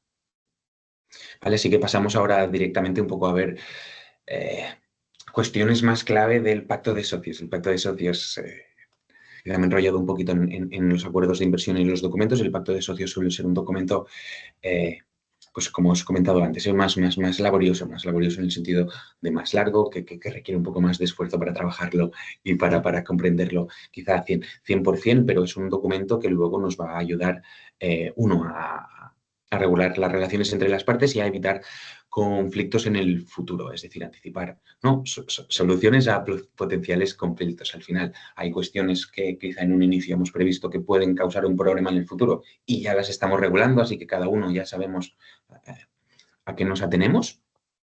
Y esto parece que no, pero evita problemas en el futuro. Si cada uno tiene expectativas diferentes o cree cuestiones diferentes en su mente o en su propio pensamiento, al final es cuando se pueden crear los roces si no los tenemos todos como unificados. ¿Vale? Tenemos, no sé si quedará mucho tiempo, pero son 4 o 5 slides, pero muy rápidas, de cláusulas de protección. De cara a los inversores, una de las cuestiones que ellos les van a interesar al haber hecho una inversión de capital en la sociedad y realmente tener un porcentaje muy, muy pequeñito o pequeñito del capital social en comparación con los fundadores, aunque quizá tengamos un 10 o un 15%, quizá no podemos mover el voto a favor o en contra de una junta general de socios, por ejemplo, y por eso quieren tener algunas determinadas cláusulas de protección. Estas cláusulas de protección únicamente no es de cara a los inversores, sino que en un pacto de socios únicamente entre fundadores muchas veces también siempre suele ser necesario o sobre todo muy, muy, muy recomendable. Permanencia y dedicación de nosotros como socios fundadores. Vesting o consolidación de las participaciones. Aquí hemos puesto el estándar o más market estándar, el que más quizá vemos. 4 años de consolidación y el primer año no consolidas nada hasta que terminas ese primer año. Una vez terminas el primer año has consolidado el 25% y te quedan 3 años de consolidación, que puede ser mensual, por ejemplo, no hace falta que sea anual. Cuanto sea un periodo más corto, mejor para los fundadores. Si es diario, mejor. Durante los próximos 3 años vesteamos o consolidamos el 75% restante. Esto únicamente se tiene en cuenta en caso de desvinculación de la sociedad del socio fundador. O sea, aunque nosotros vayamos consolidando nuestras participaciones, las participaciones son nuestras desde un inicio y podemos votar por el total de nuestras participaciones desde un inicio. La consolidación solo se tiene en cuenta o solo opera cuando, bueno, opera siempre, pero solo tiene implicaciones cuando nos desvinculamos de la sociedad, que la desvinculación puede ser de forma voluntaria o puede ser no voluntaria. Es decir, voluntaria quizá pues nos ofrecen un sueldo millonario en Google, por ejemplo. Pues realmente estamos abandonando el proyecto de forma voluntaria, sin quizá una causa muy, no nos tenemos que ir quizá a cuidar de un familiar enfermo o una cuestión así que quizás sería algo más forzoso y no tan voluntario, ¿no? Una baja no voluntaria, pues es eso, una baja en nosotros querríamos continuar prestando servicios a la sociedad, pero hay factores externos que no nos dejan, que nos eche la sociedad, que nos despidan, que termine nuestro contrato de trabajo, de prestación de servicios, que realmente hay cualquier tipo, no sé, de incapacidad, de invalidez. Hay varias cuestiones. Y las consecuencias serían diferentes, siempre sobre la consolidación. Suelen ser diferentes o es recomendable o tiene cierta lógica que sean diferentes las consecuencias, ¿no? Pues, por ejemplo, si tú no quieres irte, pero te obligamos a irte o hay algo que te obliga a irte, pues te puedes mantener las participaciones que hayas consolidado y las que no hayas consolidado, como las podrías haber consolidado si no fuera por estos factores externos, te las pagamos, o sea, las podemos comprártelas, pero a un precio de mercado. Pero si te vas tú, por cualquier cosa que no sea una causa justa, en una baja voluntaria, pues claro, quizás estás obligado a vender todas las participaciones consolidadas y no consolidadas por valor nominal, por ejemplo. Esto sería como una forma muy punitiva o muy penalizadora, ¿no?, de tratar un bad liver. Pero está, y con esto pues hay miles de fórmulas al final un poco para regularlo. No miles, pero hay unas cuantas, ¿vale? Y hay que tener en cuenta un poco las consecuencias de cada uno. De los dos. No competencia, confidencialidad, regulación del objeto del proyecto no del objeto social de la sociedad, sino un resumen muy concreto de qué actividad es nuestra empresa, que se dedica a nuestra startup o nuestra sociedad, porque esto va muy vinculado con la no competencia y no queremos que el objeto social nos lo haya redactado, yo que sé, el notario, el gestor o un abogado y tenga un montón de CNAEs y y entonces que la no competencia recaiga únicamente sobre a lo que realmente se dedica la sociedad. Protección de propiedad intelectual y propiedad industrial, pero es únicamente conforme todos declaramos que todo lo que desarrollemos y hayamos desarrollado es y va a ser de la sociedad y nos comprometemos en su caso, a hacer el traspaso de la titularidad o formalizar los documentos que fueran necesarios, y option pool o las phantom shares que es necesario incluir en el pacto de socios, porque al final lo va a tener que aprobar todo el mundo, todos los socios, si queremos hacer un pool de phantom shares, así que si ya lo tenemos en el pacto de socios, pues nadie puede decir que no en el futuro. Y luego hay cláusulas de control, que son las que quizá piden un poquito más los inversores, ¿no? Pues el órgano de administración. Si hay un consejo administrador o administradores únicos, descripción de funciones y cargos, normalmente no suele ser tan importante incluirlo, pero sí, se puede incluir. Comité de dirección y seguimiento, lo mismo. Normalmente legalmente no tiene como implicaciones el comité de dirección y seguimiento, es algo si lo queremos incluir. Por ejemplo, no tenemos consejo de administración, pero hay algunos socios inversores que quieren darle seguimiento un poco más de cerca a la actividad. Pues podemos crear estos comités para que ellos tengan participación un poco activa más en el día a día de la sociedad, ¿vale? El régimen de transmisión de participaciones, vigilar y controlar muy mucho quién entra o no en el cap table de la sociedad, es decir, que nadie pueda vender libremente participaciones, ni siquiera entre socios. Totalmente no recomendado que se puedan transmitir participaciones entre socios. El lock-up lo incluimos aquí, es en relación con el vesting. Si realmente somos socios fundadores y tenemos un vesting de 4 años y el bad liver dice que si nos vamos al 4.º año antes de haber terminado, al 4.º año, 3 años y antes de haber terminado lo perdemos todo, claro, no podemos transmitir nuestras participaciones hasta que no terminen esos 4 años. Y esto es lo que quiere decir el lock-up. El lock-up es una prohibición de transmisión para los fundadores mientras dura el vesting o la permanencia, el compromiso de dedicación a la sociedad, ¿vale? Y si alguien quiere vender, que el resto tienen derecho a comprar al mismo precio. Normalmente suele ser así, a excepción de una empresa del grupo o cuestiones así. No recomendamos a nivel de startup, no recomendamos ni cónyuge, ni ascendiente, ni descendiente, ni entre socios. Únicamente empresas sobre las que se tenga el control. Si algún día se deja de tener el control, habrá que devolver de vuelta al socio que inicialmente transmitió las participaciones. Cláusula de manifestaciones y garantías, a veces nos la piden los inversores, hay que tratar también de no incluirla nunca, porque esto lo que hace es modificar el régimen, o quieren que modifique el régimen de responsabilidad limitada de las sociedades que tenemos aquí en España y decir que los socios fundadores manifiestan y garantizan a los inversores que la sociedad está al día y corriente y todo perfecto, que no pasa nada, que lo podemos manifestar y garantizar si el incumplimiento de eso, o en caso de que haya algo que no haya concreto, que no haya correcto, que en el futuro salga algo anterior a la fecha de entrada del inversor que le pueda causar al inversor un perjuicio y nosotros como fundadores debamos compensar al inversor, esta cláusula es para eso, en caso de que en el futuro haya algo que salga en la sociedad que pueda ser pues una multa, una sanción o cualquier cuestión que pueda darle al inversor un daño, que pueda producirle un daño al inversor, nosotros le tenemos que compensar. Así que si le compensamos en shares de la sociedad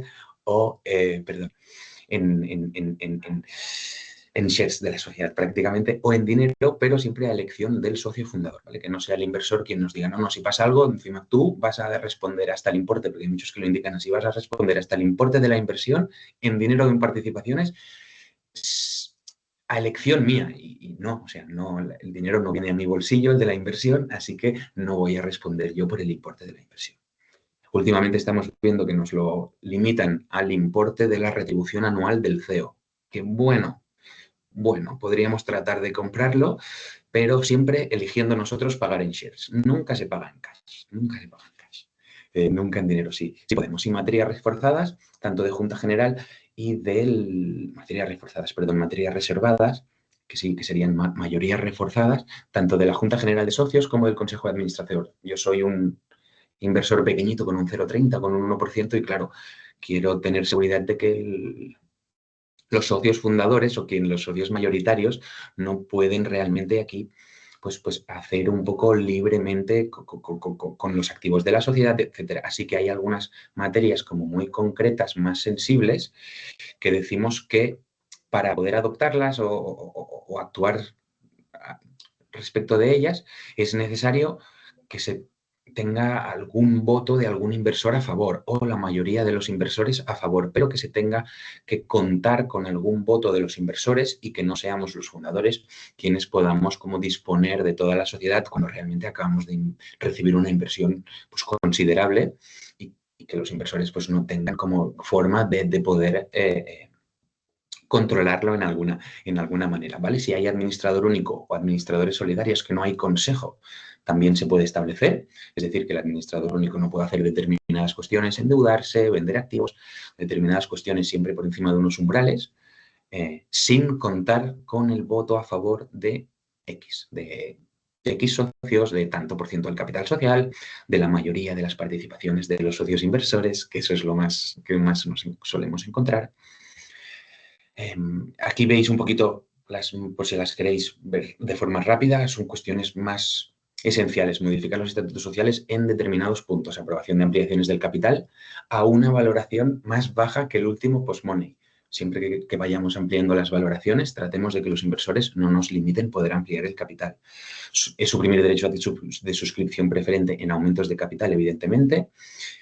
Autocartera, aprobar las cuentas es algo más de cada año, pero bueno, no solemos encontrarnos problema con que los inversores no quieran aprobar las cuentas anuales o voten en contra, así que se les da también mayor como comodidad a ellos. Modificar la administración social, quién es administrador, quién no, si cambiamos de único a solidarios o consejo, y los liquidadores también. Y de cara más a administrador único, ¿no?, de cuestiones más de representación de la empresa, pues incrementar retribución de socios administradores, otorgar poderes, modificar el business plan o el presupuesto, vender, ¿no?, ceder, disponer de derechos de IP en exclusiva, formular las cuentas. Esto si tenemos administrador único da igual porque no se tendría en cuenta. Incrementar deuda financiera por encima de determinados importes, contratos con socios, con administradores, personas vinculadas, contratar personal por encima de 90, 100, 150, 70.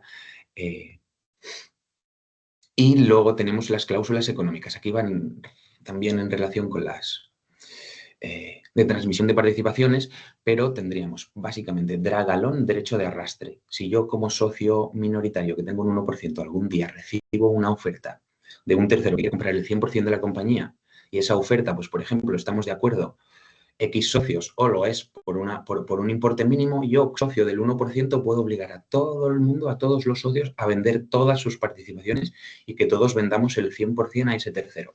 Este es el drag-along, ¿no? Poder arrastrar a todo el mundo a una venta total, siempre con ciertas condiciones que se tienen que reunir para poder ejercitar este derecho de arrastre.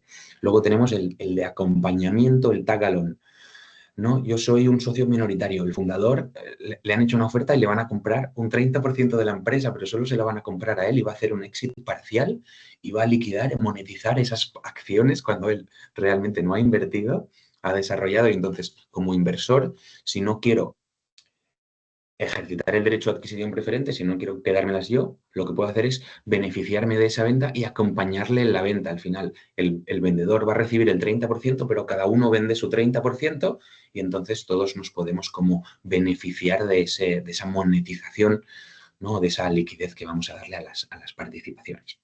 Liquidación preferente en caso de éxito, tratemos de no aceptar nunca. Si se da liquidación preferente por uno non-participating, siempre tiene que ser por uno non-participating.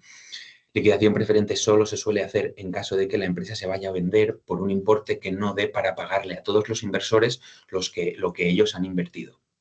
Entonces, en ese caso, el inversor lo que quiere tener es una liquidación preferente para que si nos vamos a vender la empresa por 100.000 euros y ha habido pues, 2 millones de inversión, que realmente los 100.000 euros no vayan un 50% a los fundadores, que tienen un 50% del capital social y yo como inversor me quede un 1% de esos 100.000 euros, sino que a mi inversor me pagan hasta el importe que yo he puesto de inversión, todo el dinero de la venta hasta ese importe mínimo de inversión. Y una vez yo ya me he considerado saldado, el resto de socios se pueden repartir lo que queda de la venta, pero yo recupero lo que he puesto. Eso como fundadores no nos interesa, llega a un punto de etapas o pactos de socios o rondas de financiación que no nos lo podemos evitar o saltar, pero en etapas iniciales tratemos de que no. Igual que la antidilución. Y el tema de los dividendos no se suelen incluir nunca en una startup. En otro tipo de sociedades quizás sí, pero en una startup nunca hay dividendos por el mismo motivo quizá también de la liquidación preferente, ¿eh? Los fundadores queremos repartir dividendos, pero claro, vamos a recibir todo el dinero nosotros y los inversores su porcentaje minoritario. No tiene tanto sentido. Y aquí ya, por último, nada, pues si lo queréis ver como de forma también muy rápida, que no sé si me he pasado del tiempo o no. Casos prácticos, al final no tenemos el pacto de socios y alguien quiere irse o empieza a hacer lo mismo desde otra empresa. Pues claro, no competencia. Tenemos un porcentaje del capital social bloqueado que no lo podamos vender a nadie, no lo podemos recuperar nosotros. Claro, el socio no nos va a invertir, un inversor, si tenemos un 25% de la empresa de alguien que no se dedica o que encima está haciendo la competencia, o vete tú a saber, o quizá entre los tres hemos desarrollado un software que no lo hemos registrado ni hemos hecho ningún acuerdo. Y claro, ¿quién puede utilizar ese software? Aquí también tenemos un socio capitalista, ¿no? Lo que decíamos antes quizá de liquidación preferente o de dividendos. Socia capitalista y socia trabajadora. Hay un problema en el mes 3, por ejemplo, que casi no hemos trabajado mucho y tenemos que liquidar la empresa. Claro, nos quedamos al 50-50 a los 50.000 euros, que ha puesto solamente una de las socias. Pues esto el pacto de socios nos lo resolvería. Así que nada, hasta aquí sería la presentación de hoy. Muchas gracias. Genial, gracias Arnau. Pues no sé si tenéis alguna duda sobre este tema, porque también es complejo todo el pacto de socios, entonces pues aprovechad que tenemos aquí a Arnau y le preguntamos. Yo lo que quería compartir, que desde Delvi habéis hecho un simulador de inversiones que a mí me parece súper interesante, que además es gratuito. Lo voy a poner para los asistentes en el chat, porque creo que sí que también pues ayuda mucho. Sí, exacto. Sí, es como calculador de rondas de cómo va a quedar el cap table, foto final, un poco precio por participación de la ronda, bueno, a lo que queramos como meternos. Hay poquita información, pero hay información. Genial. Pues nada, nos hemos ido un poquito de tiempo, pero nada, nos podemos dedicar unos minutos a resolver alguna pregunta si tenéis. Y nada, deciros que también ha sido súper interesante, muy completo. Sí que es verdad que hay muchos conceptos, entonces os pasaremos la grabación para que la podáis repasar. Os pondremos también los contactos de nuestros ponentes para que podáis preguntarlos si hay alguna duda que ha quedado, pero os viene luego, que también puede pasar. Entonces os enviamos todo, si no esta tarde, pues el lunes. Y no sé si podéis preguntar también del resto de ponencias, si os ha venido a la cabeza algo. Y si no, pues pronto nos vamos a comer. Bueno, pues nada, si no, yo sí que tenía una pregunta anterior de todo el tema de patentes, claro, todo este tema de mantener el tema de los informes, esta vigilancia de ver si hay otras patentes, desde Delphi desde vosotros lo hacéis también, desde Ponti, desde Helion, porque me parecía como mucho trabajo para que también un investigador tenga que encargarse de eso, ¿no? Sí, por supuesto. Tenemos el servicio de vigilancia tecnológica y que puede ser por palabras clave o de competidores también. La vigilancia facilitando el nombre de los competidores, podemos preparar una vigilancia que puede ser mensual, trimestral, etcétera, de registros, y enviamos periódicamente los resultados al cliente para que pueda ir analizando. Genial. O sea, pues interesante porque es eso que me pareció complejo. Entonces, pues tenéis a Ponti, tenéis a Helion. También para el pacto de socios, pues contamos con Arnau, que en poco tiempo que hemos visto, pues que es algo a tener muy en cuenta. Y nada, pues muchas gracias por llegar hasta el final de la sesión y que tengáis muy buen fin de semana a todos. ¿Vale? Estamos en contacto y ya os paso el contacto de ellos también. Gracias. Perfecto, muchas gracias a todos. Gracias. Gracias. Adiós. Muchas gracias. Chao. Buen fin de semana. Adiós. Buen fin de. Hasta luego.